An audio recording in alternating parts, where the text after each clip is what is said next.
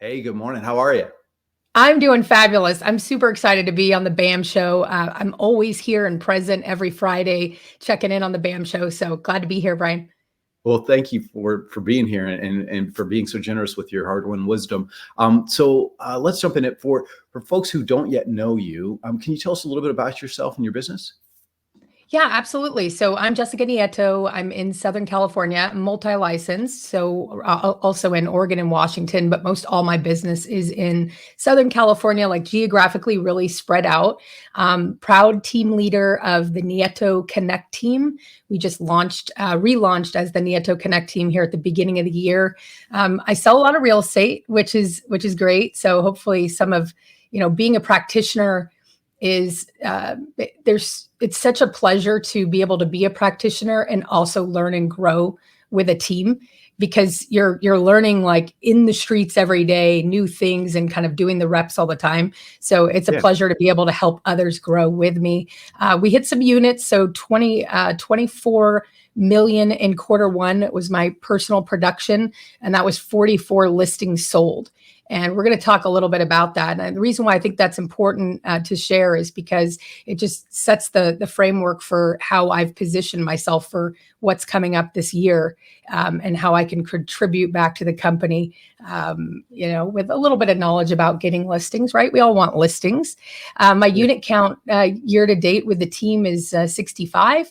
And, a little bit about me, I have really, really grown personally at EXP through plugging into others. I love what Frank said. There's a peer group for everyone. I'm super excited to jump into the team meeting after this. So, it's fun to be in that environment where you can give back and then also be plugged into something you're looking to learn at the same time. Yeah. And, what's remarkable about you is that you are still doing so much productivity. 24 listings just year to date so far this year. Regularly, your team does hundreds of listings per year. And so I do want to talk about that. And what's interesting, we've been talking about the buy side of the business. There's a Mm-hmm. blessing in all of this, right? We're able Mm-hmm. now to control a lot more on the buy side than we were before. The reason why a lot of agents focus more on listings and less on buyers as they get skilled up in their career is because listings allow them to control their time and also control their commissions. Well, Right. now because of this settlement on the buy side, we can now control our commissions better if you are skilled up enough to do so. And Yeah. then focusing on the time issue, that is also a skill issue as well. How much of your time you give to your buyers depends upon your skill in helping them service without you being actually present all the time. But let's talk about your business. So, where are you primarily getting your leads from? Yeah, it's a great question. Like everyone wants to know, agents Yeah. that are doing a high amount of listings, like how did you do it? Where are your listings coming from? Truly, most all my listings are institutional investors, my sphere referrals. It's all relationship based. But that's why it's been great to grow a team because there's residual business that comes, and there's opportunity to leverage those listings to attract other buyers through getting really great digital marketing out there. We're doing open houses on all of my listings, which really helps me as a listing agent, right? I'm getting live feedback. We're keeping the house, looking nice and tight throughout the listing process until we have it contracted.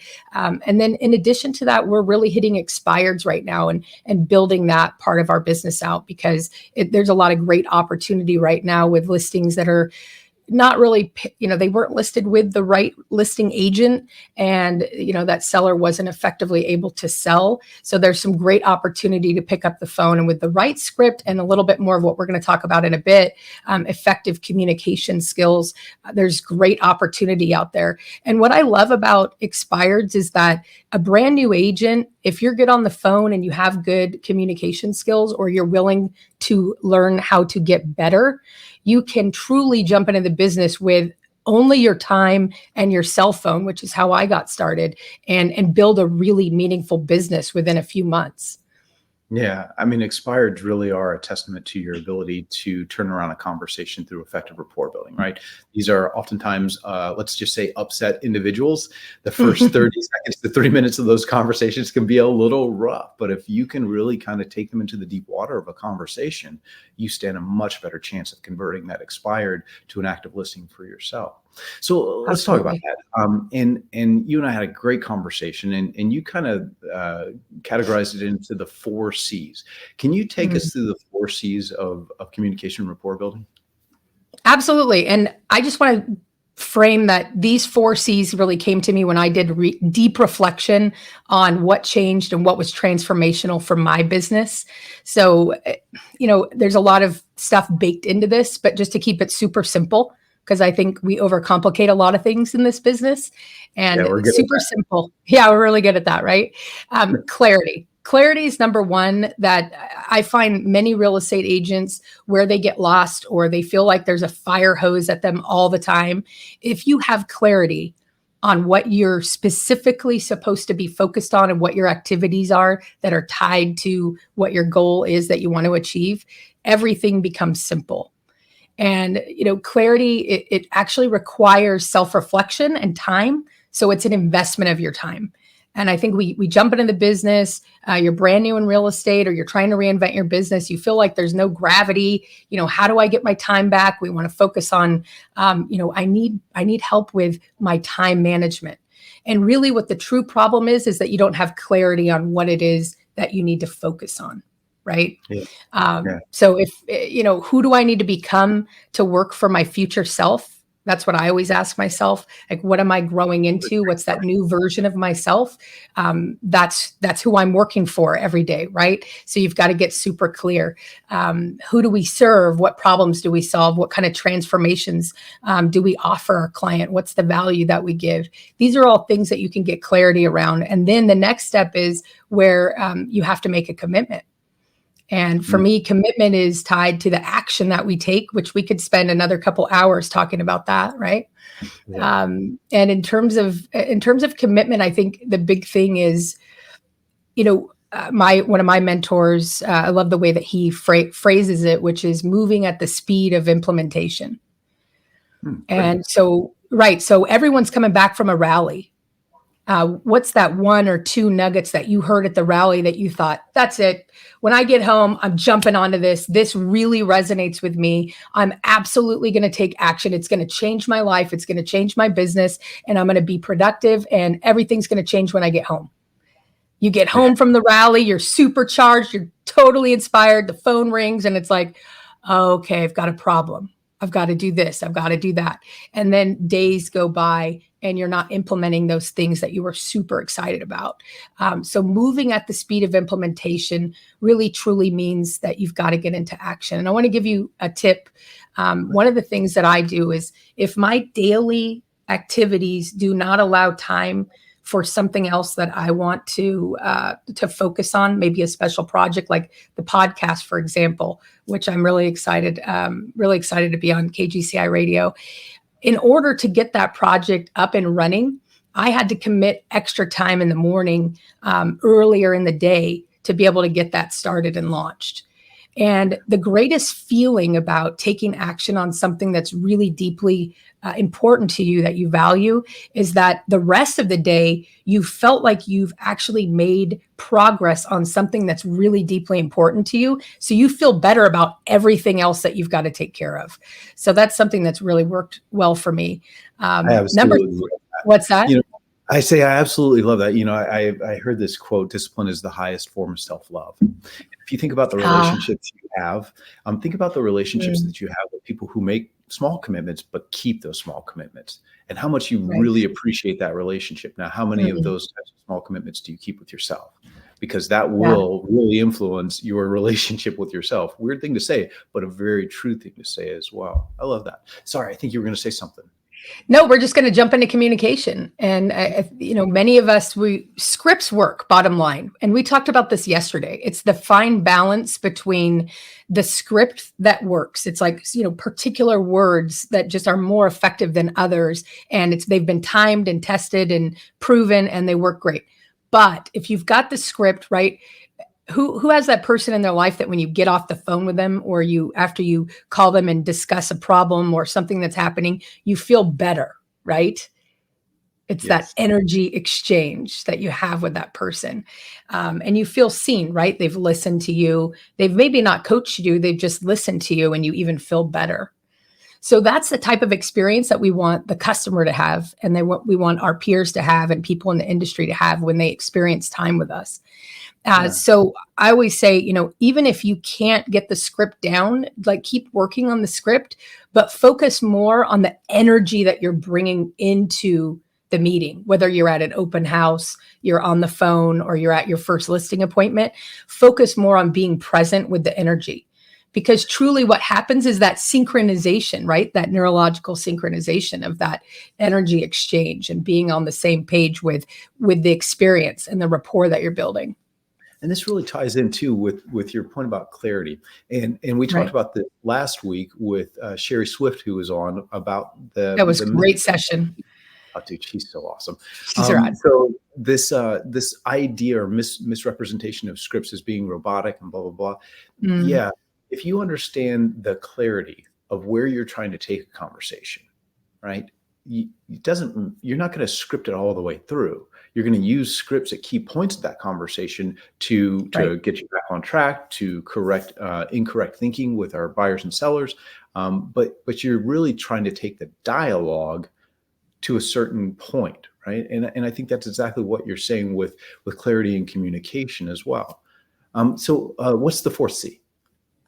The fourth C is community, and there's many different ways we could go with this, but I'll just say we can't be in this business alone. Yeah. And I believe that, if any of you are listening right now, where you feel, I love the BAM meeting, I got some nuggets and I'm really excited, but now I'm going to go on my day and I kind of feel like I'm on an island. Yeah. We have to take personal accountability for that feeling and take action to get plugged into all the communities that are around us, right? So we have all of these amazing resource groups. We have One EXP. There are groups like Elizabeth Riley started the AHA Club. We've got the here within the university. And please, can you share with me, Bryon, what is the one where you can actually come in at any level as an agent and interact throughout the week? What classes would you recommend for that? So there's a bunch, actually. So there's things that the EXP puts on, and there's things that our agent put on. So you mentioned Elizabeth. She and a group of other agents created Family Tree, which is, love Family Tree. Just piling in, right? Everybody, come one, come all, and they'll train you on a variety of topics. They do some great stuff. I mentioned Kickstart earlier, which is an EXP produced things. We've got a ton of training every single week. You got to check out the calendar and make sure that you plug in. But man, you're so right. And really it's on us. So I shared with you my story about AHA. I was talking with another agent here in Austin. We both had been with EXP for over a year before we even knew that the AHA Club meeting was there. They are there. I know of meetings in Houston. I know of meetings in Orlando. I know there's tons of them out there open to you. You just have to go looking for it and plug into it. Yeah. And I'll add too, with community, it's really that support network that helps you build your resilience, right? Through learning, and you can build success. If you look back at an old video of me ever like on a BAM meeting or a training or doing any of those, you'd see a very different version of me. I think Candice Garcia might be in the back. She might be chuckling. Yes. But Candice Garcia, for example, is one of those people that'll say, hey, Jess, do you want to do this? And I'm like, yes. Oh, geez. But just plugging into EXP and being in those peer groups where I think, oh, I love what they're doing. I kind of want to grow in that direction, and plugging into those groups, you can grow. In addition to that, community is also a big part of how I've built my businesses, which is building community where you are geographically or, virtually as well. But building community, you can plug into so many places where you can go and just be yourself. Like, oh, I love to play pickleball, or I love, whatever your passions are, go and be around other humans, and you'll be surprised like how much more natural and easy it is to do those reps of having conversations. And we talked about this yesterday, Bryon. It's the key to, any lead gen is to generate a conversation. That's right. And so we were talking about open houses. And so can we kind of bring this to sort of a practical, tactical, strategical thing? Absolutely. Let's just talk open houses. So how would I go about using what you're talking about to make my open houses even more dynamic and generate more leads for me? So, first of all, I believe anybody that's out there doing open houses, you've got to do just the same amount of work as if you were to do it even more excellent than you are now. And I'm going to give you an example. If you're putting out 5 signs and you're like, oh man, it's hot, I can't even put out these 5 signs. Imagine Okay. if you were to find a mentee that wants to learn about open houses and you put up 25 signs. Imagine if when you walk through the door that you're really curating an experience that is next level. And imagine if those people, when they walk in the open house, that you're envisioning exactly how it's going to feel, smell, and sound, and everything else. And you're just to the biggest degree, you're doing everything 5 times as excellent as you are now. How your results would be better. In terms of conversation and the experiences, when people come in, you want people to feel really welcome, right? We talked about the energy exchange. But number 2 is if you're not able to have a good conversation there, the whole point of interacting with them is to set a time to have your next conversation. Hey, I would really love to invite you onto a Zoom call where I could walk you through. And I know you're not looking to buy now, but maybe later, you're just kind of cruising around. But I'd love to walk you through the experience of buying a home so that if when the time comes, you feel really prepared and you're really positioned to take action and get good results. Would that be interesting to you? Boom, you've got your Calendly link. Let's get you scheduled, and you've got them on the books. And then the second part is the follow through communication. One thing that we're using is video. We're sending a video. Hey, it was so great meeting you at the open house. Your kids are just so cool. I can't believe they're going to the same school as mine. And I just wanted to let you know it was great to meet you in person. And I look forward to connecting again soon. And then boom, you can launch your nurture campaign from there. So it's thinking outside the box and just taking things to the next level of what you're currently doing. You're going to really move the needle on your results. Yeah, I think Dennis Miller had this joke about going for the kiss too soon on the first date, right? Mm, And I think that oftentimes we do that and we create this ick factor. And what you mm. talked about is really those kind of small commitments that we're asking them to step forward with, right? Just that next Micro logical yeses, right? We just need micro. those. You get the micro yeses, and then the goal is that they, no matter what, you have the omnipresence, right? So you're staying in front of them all the time, through your nurture campaigns, et cetera, and that you've built relationship with them. So when it comes time to sell, they trust you because you're nurturing them with good information constantly, and they like you. So they like, know, and trust you, and they're not going to hire anyone else. That's the key. Awesome. All right. Any last piece of advice for our folks as we wrap up about communication and having effective conversations? Yeah, I would say, definitely be yourself. I think it helps to think about every discussion as a negotiation. I know that sounds impersonal, but the prize in the negotiation is figuring out what everybody wants, right? And above everything else, the most important goal is of any conversation is to connect with people. So. Yeah. Well, thanks for connecting with us. We really appreciate it. Ladies and gentlemen, Jessica Nieto, my friend, you have some capital in my bank anytime you want to withdraw. Thanks for coming on. Awesome. Thanks for everything you're doing to develop the university, Bryon. We'll see you. We're having fun. Thanks.